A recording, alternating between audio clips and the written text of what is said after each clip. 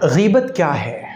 غیبت کے بارے میں صحابہ کرام رضوانullah علیہم اجمعین نے اللہ کے نبی صلی اللہ علیہ وسلم سے دریافت کیا، یا رسول اللہ غیبت کیا ہے؟ پیغمبر علیہ السلام نے فرمایا ذکرک اخاک بما یکرہ، کہ تمہارا اپنے کسی بھائی یعنی مسلمان بھائی کے بارے میں ایسی بات کرنا جو اسے ناپسند ہو، کہ اگر وہ ان باتوں کو سنے تو اسے برا لگے، یہ غیبت ہے۔ یعنی کسی شخص کے اندر کوئی برائی، کوئی عیب، کوئی کمی، کوئی نقص، کوئی کوتاہی موجود ہے اور ہم اس کمی کو کسی دوسرے کے سامنے بیان کریں، یہ غیبت ہے۔ صحابہ کرام کو بڑی حیرت ہوئی، یا رسول اللہ اگر کسی شخص کے اندر کوئی عیب ہے تو اسے بیان کرنا غیبت ہے؟ پیغمبر علیہ السلام نے فرمایا کہ ہاں، اگر کسی شخص کے اندر کوئی عیب ہے تو اسے بیان کرنا غیبت ہے، لیکن اگر کسی شخص کے اندر کوئی عیب نہیں ہے اور پھر بھی تم اسے بیان کر رہے ہو تو یہ غیبت نہیں، بلکہ یہ تہمت ہے، یہ بہتان ہے اور یہ الزام ہے۔ غیبت گناہ کبیرہ میں سے ہے۔ بہت سی بار آدمی کسی کی غیبت کرتا ہے اور کہتا ہے کہ یہ بات میں اس کے غائبانے میں ہی نہیں کہہ رہا ہوں، بلکہ اگر وہ سامنے ہو تو میں اس کے منہ پر بھی یہ بات کہہ سکتا ہوں۔ یہ بات کہہ کر بھی غائبانہ طور پہ اس کا برا ذکر کرنا غیبت ہے۔ ایسا نہیں کہ آپ جون سی بات اس کے سامنے بھی کہہ سکتے ہیں، اس بات کو اگر آپ دوسروں کے سامنے بیان کریں تو وہ غیبت نہیں، ایسا نہیں ہے۔ اگر آپ اس کے سامنے اس کی خرابی، اس کا عیب بیان کر سکتے ہیں تو آپ اس کے سامنے اس کے عیب کو بتائیے، لیکن آپ کو یہ حق نہیں پہنچتا کہ آپ دوسروں کے سامنے کسی کی کمی کا اور کسی کے عیب کا ذکر کریں۔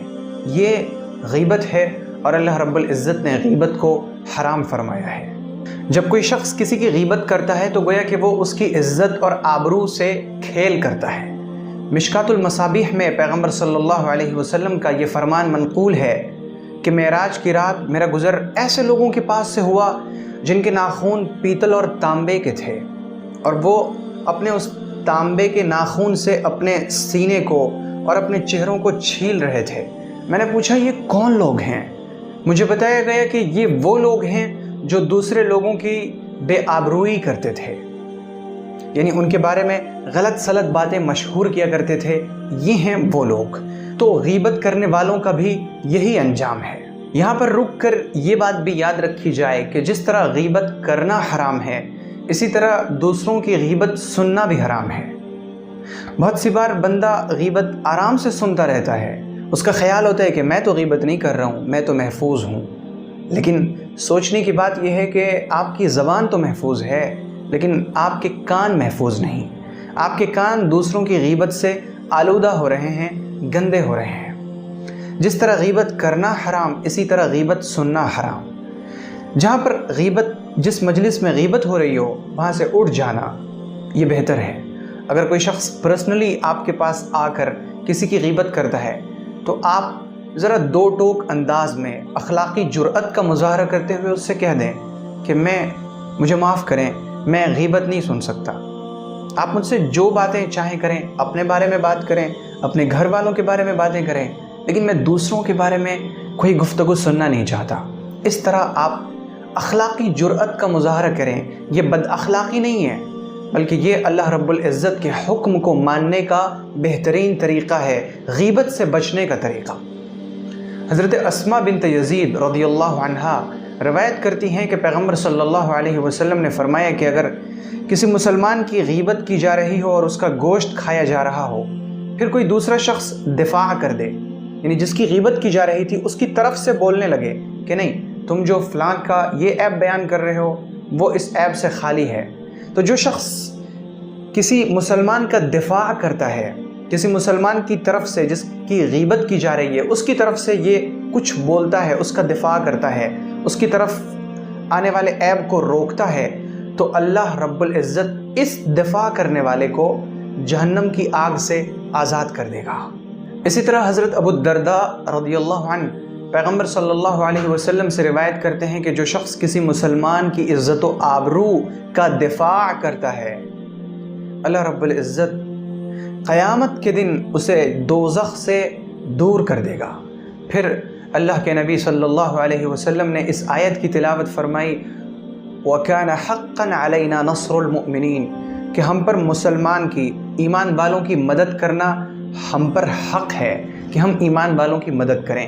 تو اللہ رب العزت قیامت کے دن ایسے لوگوں کی مدد یوں کرے گا کہ انہیں جہنم کی آگ سے اللہ تعالیٰ دور فرما دے گا۔ غیبت اس قدر سخت گناہ ہے کہ پیغمبر صلی اللہ علیہ وسلم نے فرمایا کہ غیبت زنا کرنے سے زیادہ بڑا گناہ ہے۔ صحابہ کرام میں سے کچھ نے دریافت کیا یا رسول اللہ غیبت زنا سے بڑا جرم کیسے ہے؟ پیغمبر علیہ السلام نے اسے واضح فرمایا کہ دیکھو کوئی شخص زنا کرتا ہے پھر وہ توبہ کر لے تو اس کے زنا کا گناہ معاف ہو جائے گا، لیکن اگر کسی شخص نے غیبت کی تو اس کی غیبت کا گناہ تب تک معاف نہیں ہوگا جب تک کہ وہ اس شخص سے معافی نہ مانگے جس کی اس نے غیبت کی ہے۔ تو اگر کوئی شخص یہ چاہتا ہے کہ میں نے جس کی غیبت کی میری غیبت کا گناہ معاف ہو جائے تو اسے چاہیے کہ جس کی اس نے غیبت کی ہے اس سے معافی مانگ لے۔ بہت سی بار معافی مانگنا آسان ہوتا ہے تو ہم معافی مانگ سکتے ہیں، لیکن بہت سی بار صورتحال ایسی ہوتی ہے کہ اگر ہم کسی سے جا کر کہیں کہ بھائی میں نے آپ کی غیبت کی تھی آپ مجھے معاف کر دیجئے، تو یہاں پر جنگ کا ایک میدان اور بڑا میدان کھل جائے گا۔ ایسی صورتحال میں بہتر یہ ہے کہ اس سے معافی نہ مانگی جائے، کیونکہ یہاں پر فتنے کا ڈر ہے، فتنے کا اندیشہ ہے۔ اس وقت دعا کرنی چاہیے اے اللہ میری مغفرت فرما اور اس شخص کی بھی مغفرت فرما، جس کی ہم نے غیبت کی ہے اس کے لیے دعائے مغفرت کرنا، اور اس وقت تک دعائے مغفرت کرتے رہنا جب تک کہ دل کو یہ سکون نہ مل جائے کہ ہاں اب میری غیبت کا گناہ معاف ہو چکا ہوگا۔ تب تک ایسے شخص کے لیے دعائے مغفرت کرنی چاہیے، اس سے غیبت کا گناہ معاف ہو جاتا ہے۔ اللہ رب العزت نے جب قرآن پاک میں یہ حکم فرمایا وَلَا يَغْتَبْ بَعْضُكُمْ بَعْضًا کہ تم میں سے کوئی شخص دوسرے کی غیبت نہ کرے، تو اللہ نے پھر ایک مثال بیان فرمائی کہ کیا تم میں سے کوئی شخص یہ پسند کرتا ہے کہ اس کا کوئی ایمان والا بھائی مر گیا ہو، وہ مردہ ہو گیا، اور پھر وہ جا کر اس کا گوشت نوچ کر کھائے؟ یہ پسند کرے گا؟ ہرگز نہیں۔ جس طرح تم پسند نہیں کرتے کہ تم اپنے کسی مردہ بھائی کا گوشت کھاؤ، تو بالکل یوں سمجھ لو کہ غیبت کرنا ایسا ہی ہے جیسے کہ مردہ بھائی کا گوشت کھانا۔ تو جس طرح تم مردہ بھائی کے گوشت کو کھانے کو ناپسند سمجھتے ہو، اسی طرح تم غیبت کرنے کو بھی ناپسند سمجھو۔ اگر آپ کو یہ ویڈیو پسند آئی ہو تو ویڈیو کو لائک کریں اور شیئر کریں، اور چینل کو سبسکرائب کرنا ہرگز نہ بھولیں